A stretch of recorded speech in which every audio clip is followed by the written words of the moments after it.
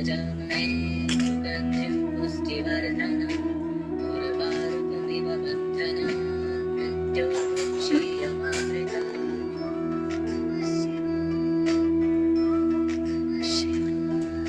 नमः शिवाय सभी को।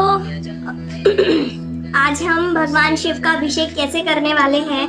कल आप सभी पूजा करेंगे, कल महाशिवरात्रि है, ठीक है। और महाशिवरात्रि कल संध्या काल से शुरू हो रही है, लेकिन मैं आपको आज एक दिन पहले सिर्फ ये बताना चाहती हूँ कि मान लीजिए कि आप घर में पूजा करते हैं या आप कोशिश कर रहे हैं कि आपको सिर्फ मंदिर जाकर पूजा करनी है।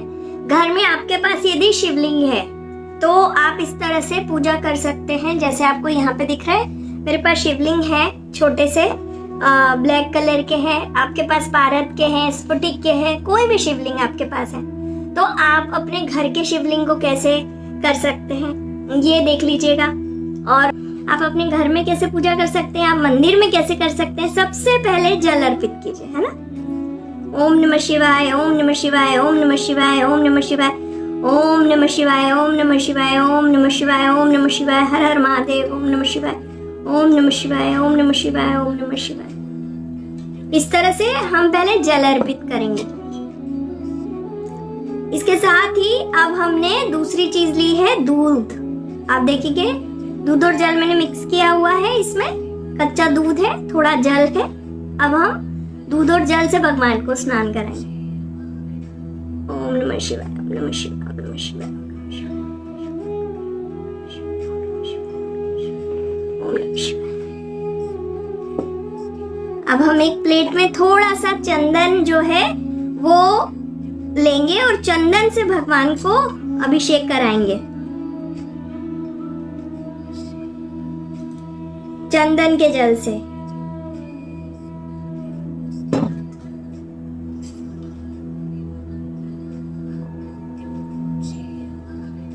ये देखिए चंदन का जल बन गया हमारी प्लेट में, देख पा रहे हैं आप लोग।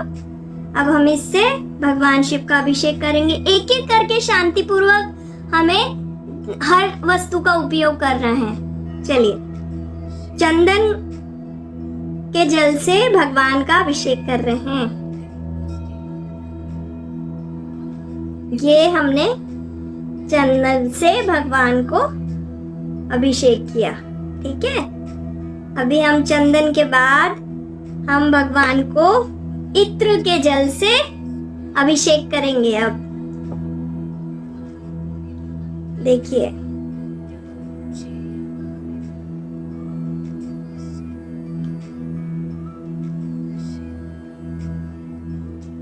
मैंने, आप कोई भी इत्र ले सकते हैं, मैंने चंदन का इत्र लिया है ना, केसर चंदन मैंने लिया है। देखिए मैंने कुछ बूंदे इत्र की ली और अब इसमें थोड़ा जल भी मैं अर्पित करूंगी। थोड़ा शुद्ध इत्र से पहले करवा देंगे, फिर हम इसमें जल लेंगे।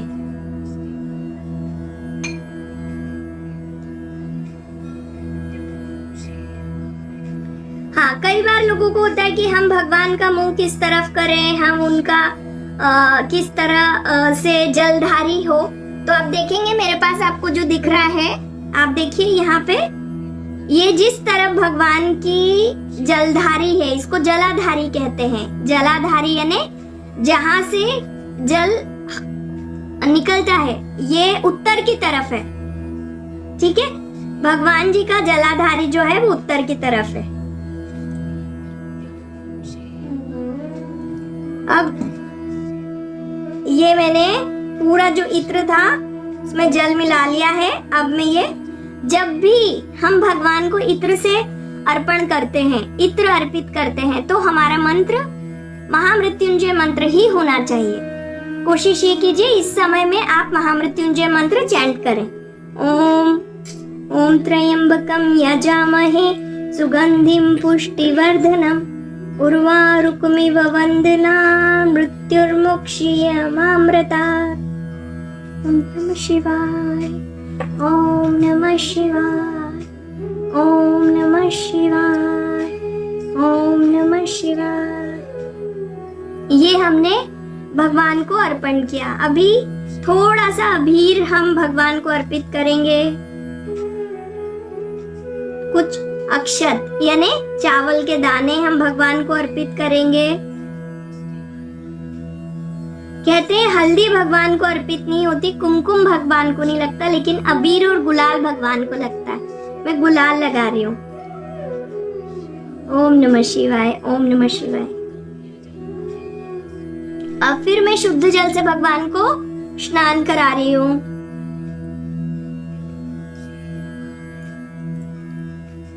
साफ कपड़ा।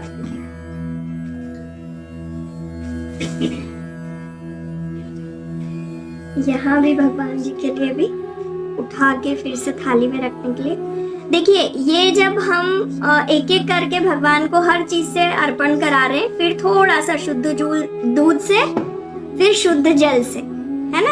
ये प्रक्रिया 5 बार करनी है। शुद्ध जल, फिर दुग्ध मिश्रित। ओम नमः शिवाय बोलते चलिएगा सब लोग। ओम नमः शिवाय जितने लोग जुड़े, ओम नमः शिवाय लिखते चलिए, आपका भी अभिषेक लग जाएगा, है ना। ये 4th टाइम दूध और ये जल, ये 5th टाइम 5 बार करना है। मैंने शायद 3 बार कहा, 5 बार भी कर सकते हैं। ये प्रक्रिया 5 बार करेंगे, ठीक है। अब हमने जल दूध चीजों से भगवान का अभिषेक किया। अब हम यहाँ से उठा के भगवान की पूरी पूजा पद्धति को अब आगे बढ़ाएंगे, ठीक है। यहाँ से उठाते वक्त भी याद रखिएगा कि शुद्ध जल से एक बार भगवान का अभिषेक हमें जरूर करना है। शुद्ध जल से भगवान का अभिषेक करके इस तरह से एक साफ कपड़े से हम भगवान को एक साफ कपड़े में बिल्कुल साफ कर लीजिए आप उनको, ठीक है।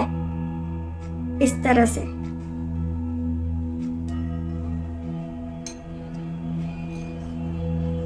इस जल को जो है आप अपने पौधों में घर में डाल सकते हैं। इसे खराब करने की आवश्यकता नहीं है। इसमें जितनी भी चीजें हमने उपयोग की हैं, ये थोड़ी थोड़ी मात्रा में है, किसी भी पौधे को भी कोई हानि नहीं पहुंचेगी। अब हमारी जो थाली है जहाँ पे हमने भगवान जी को रखना है, श्रृंगार करेंगे। अब हम भगवान का श्रृंगार करेंगे, ठीक है। श्रृंगार, अभी से इतनी खुशबू, इतनी सुंदर खुशबू आ रही है। एक एक चीज भगवान को हम अर्पित करेंगे। तो सबसे पहले भगवान को जो चीज अर्पित होती है, चंदन की प्लेट। हाँ, ये देखिए, मैंने ये चंदन की प्लेट ली।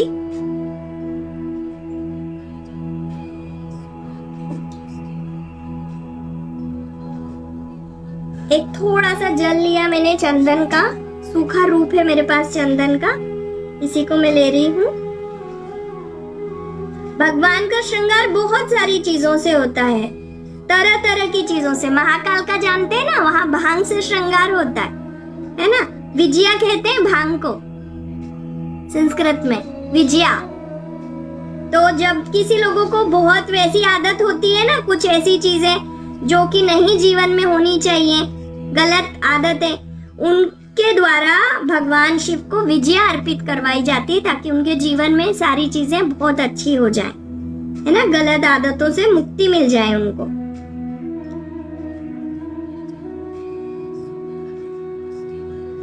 देखिए, ये हमारे भगवान जी के लिए चंदन तैयार हो गया है, ठीक है। अब मैं यहाँ से कुछ अक्षत के दाने ले रही हूँ।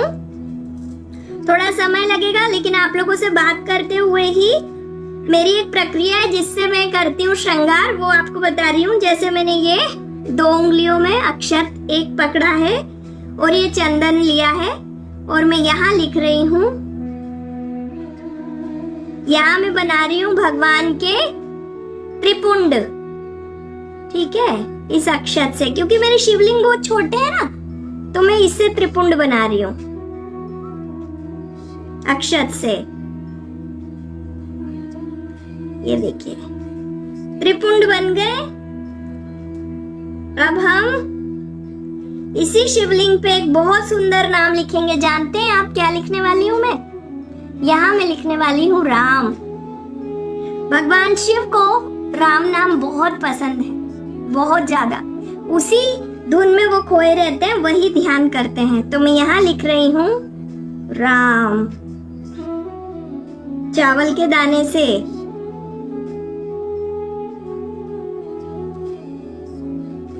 ये आपके कई जन्मों के जो भी काम हमसे हुए हैं, जाने अनजाने हमसे जो भी पाप हुए हैं, उन सब को हमेशा के लिए समाप्त करने के लिए हम यहाँ लिख रहे हैं राम। मुझे मालूम है बहुत अच्छे से नहीं होता क्योंकि चावल का दाना बहुत छोटा होता है, लेकिन किसी और चीज को लेने से अच्छा है चंदन और चावल से आप लिखें।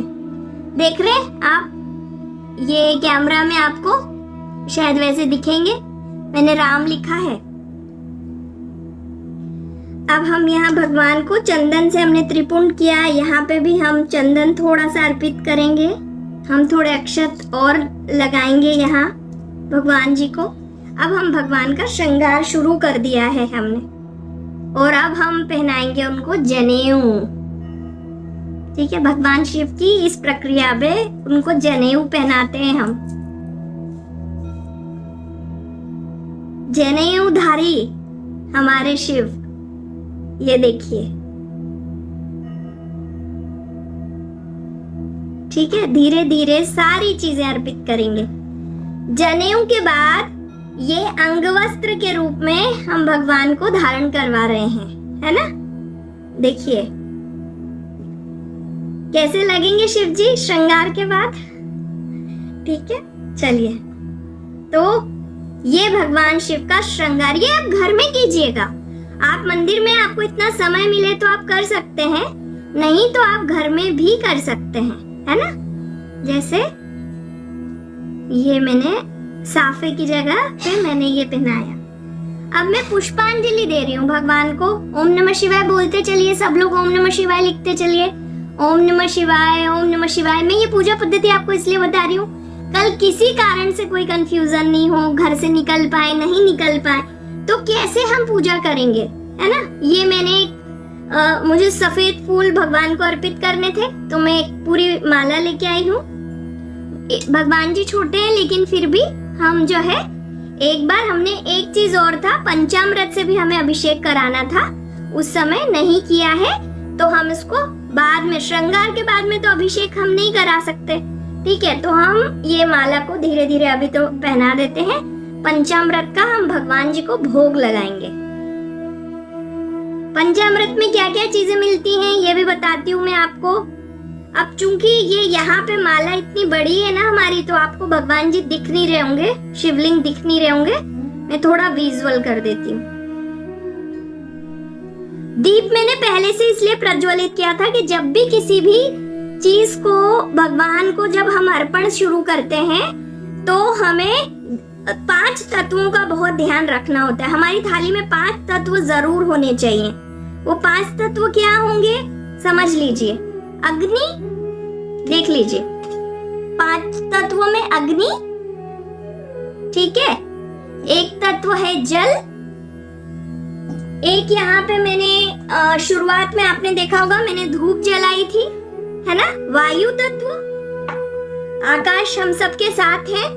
पृथ्वी तत्व में जो 2 चीजें होती है, पुष्प और जितनी भी वस्तुएं हम अर्पित कर रहे हैं अक्षत।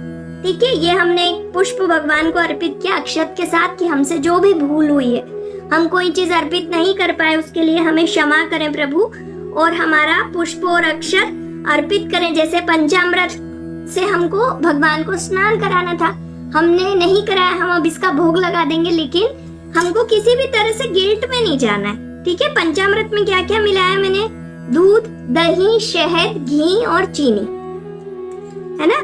आप शुगर की जगह जो भी मीठा यूज करना चाहते हैं वो कर सकते हैं।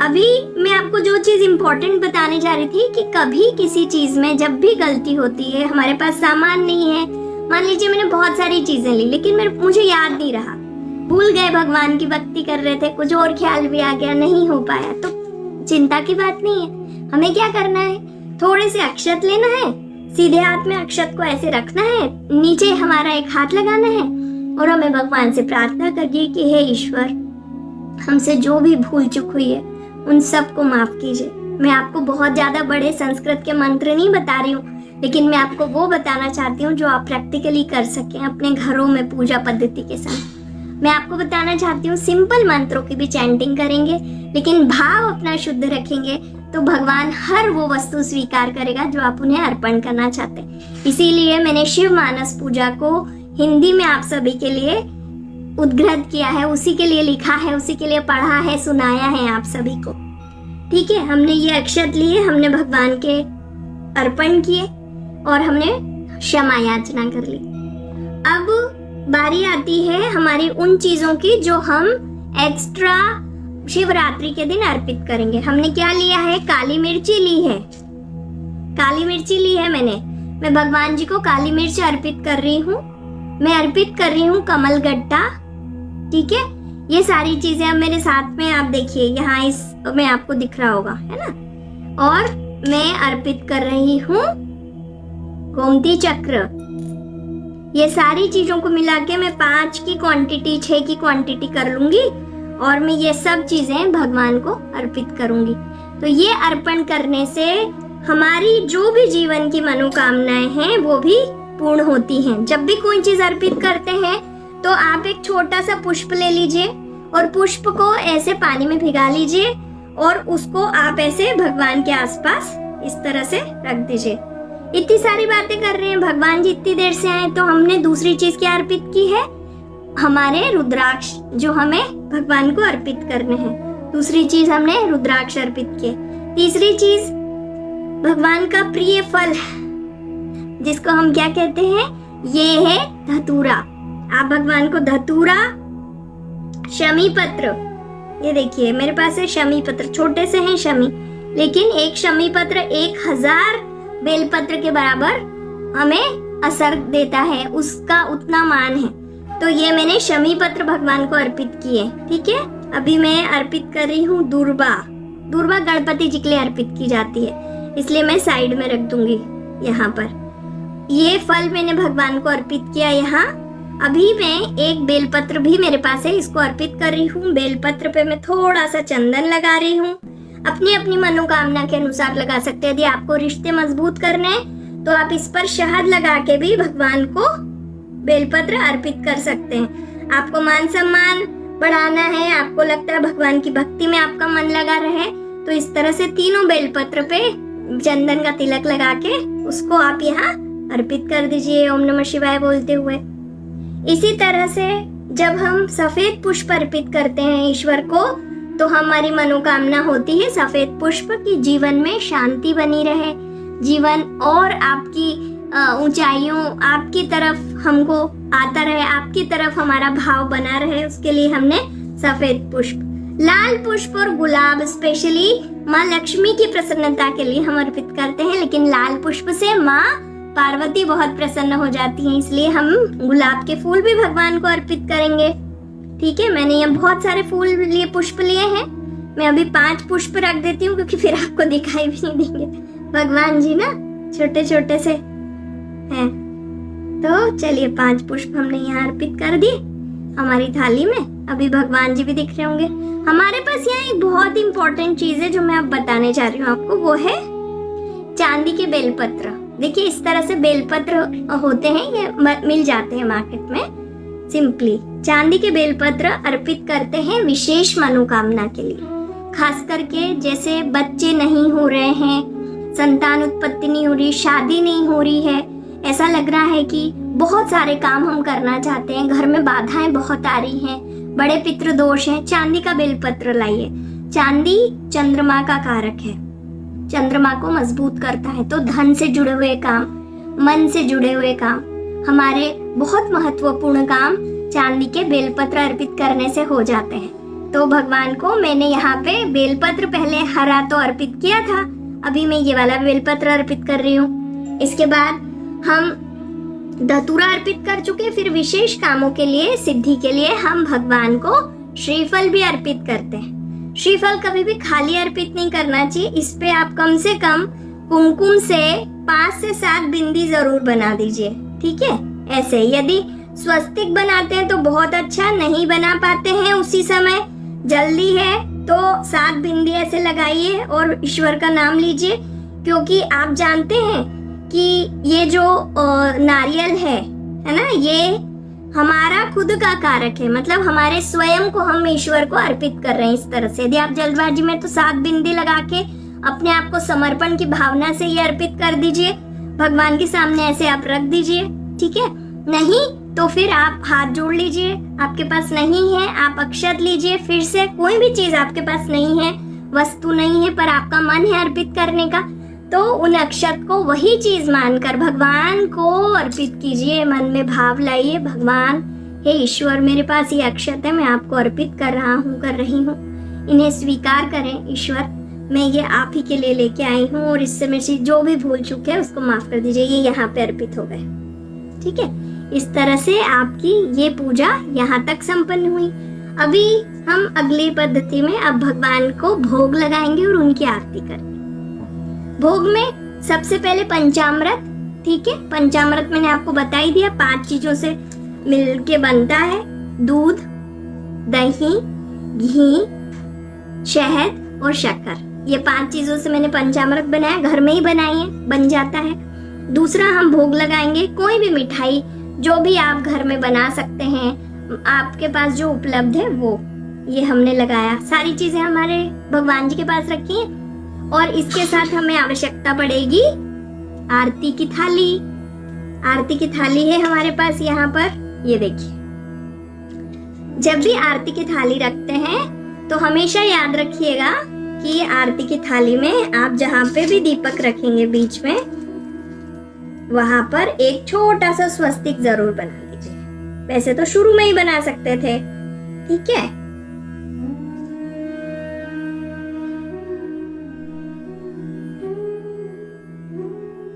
चलिए, इसके बीच में मैंने थोड़े से अक्षत रखे और अब मैंने दीप को यहाँ रख दिया। हमेशा दीपक जब भी रखते हैं आरती के लिए तो उसके नीचे थोड़े से अक्षत या गेहूं या कोई भी ऐसी चीज जरूर रखें जिससे अग्नि के साथ पृथ्वी तत्व भी कंप्लीट हो जाए। अभी हम यहाँ पर आरती शुरू करेंगे, तो आरती में जो भी आपको आता है ना, ओम जय शिव ओमकारा, ये आरती आप कर सकते। नहीं कुछ है तो भगवान को आप साधारणी अपना जो भी आप करते हैं, ओम नमः शिवाय, ओम नमः शिवाय, ओम नमः शिवाय, खड़े होकर, बैठकर, जो आपकी सुविधा हो आप वैसे करें। ठीक है, ओम नमः शिवाय, ओम नमः शिवाय, ओम नमः शिवाय, ओम नमः शिवाय। कम से कम 5 बार आरती हमें जरूर घुमानी चाहिए। और भगवान की भक्ति करने में डरना नहीं है। गलती हो भी जाए तो जैसे माता पिता हमें माफ करते हैं, भगवान जी भी माफ करते हैं। इसीलिए बिल्कुल निश्चिंत होके खूब अच्छे मन से आरती कीजिए। ठीक है, ये आरती हो गई। आरती जब भी हो जाती है तो हमें थोड़ा सा जल अर्पित करना चाहिए आरती के आसपास। जैसे मैंने आपको कहा था ना कि जल लेंगे पुष्प में, ऐसे हम सब तरफ अर्पित करेंगे। मैं मंत्र भी इसलिए नहीं कर रही हूँ, फिर मंत्रों में ध्यान जाएगा, बाकी पद्धति को देख लेंगे। तो इस तरह से हमने आरती की। अब हम पुष्पांजलि करके भोग लगाएंगे। तो हमने हाथ में पुष्प लिया, ईश्वर को ध्यान किया, ये पुष्पांजलि आपको समर्पित है, ये आरती भोग सब ग्रहण कीजिए। फिर हमने एक पुष्प लिया, दोनों जगह जहां पर हमने भोग लगाना है, ये देखिए, ये हमारी आरती हो गई, ये हमारा भोग हो गया। अभी हम जो भी भोग है उसके आसपास हम जल से इस तरह से कर देंगे, ये कि हम भगवान को प्रार्थना कर रहे हैं कि आप भोजन ग्रहण करें, भोग ग्रहण करें, और फिर ये जो हमने भगवान को अर्पित किया है ये ईश्वर को इसी प्रकार से लग जाए, उनको भी ये परिपूर्ण हो और हमारे घर में सुख शांति जो भी मनोकामना है वो मांगिए। लेकिन अपने घर में साधारण पूजा को साधारण तरीके से कीजिए। बहुत ज्यादा मंदिरों में मेरा एक बहुत आप सभी से बहुत ज्यादा निवेदन है कि मंदिर में भी जाते हैं ना आप, घर में कुछ भी सामान लेके जाते हैं तो कम से कम वहां पे ना आप छोड़ के मत आइए, स्वच्छता का ध्यान रखिए। भगवान शिव के मंदिर में लोग जाके शिवलिंग पे ही सब रख देते हैं, वहीं छोड़ के आ जाते हैं। आप 50 चीजें अर्पित करें, भक्ति से खूब भावना से काम करें, लेकिन वहां पर गंदगी ना मचाएं। हम भगवान की भक्ति करने गए हैं, बाकी सारी चीजों को नष्ट करने नहीं गए ना। तो भगवान का वो ध्यान आप लोग रखिए। हमारे घर में कोई आते तो हम कितना साफ सफाई रखते हैं घर में, इसी तरह से जब मंदिर जाए तो उसका भी ध्यान रखें। आज का हमारा सेशन जो है वो यहीं तक का था। आप लोगों के कोई प्रश्न है पूजा पद्धति को लेके? प्रसाद को अपने घर के सभी लोगों के साथ ग्रहण कीजिए। आरती आप सभी को दे रही हूँ, आरती लीजिए। आप लोग ओम नमः शिवाय लिखते जाइए, आरती लीजिए। सबको मेरी तरफ से खूब सारी शुभकामनाएं महाशिवरात्रि की।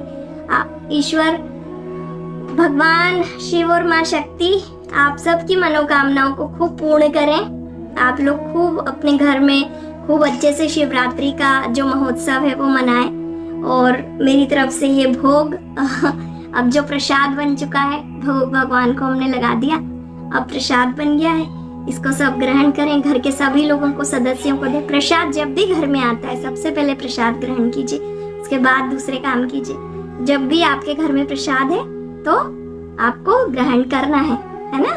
ओम नमः शिवाय लिखिए, सब लोग जितने जुड़े हैं एक बार ओम नमः शिवाय लिखिए जरूर। ओम नमः शिवाय, ओम नमः।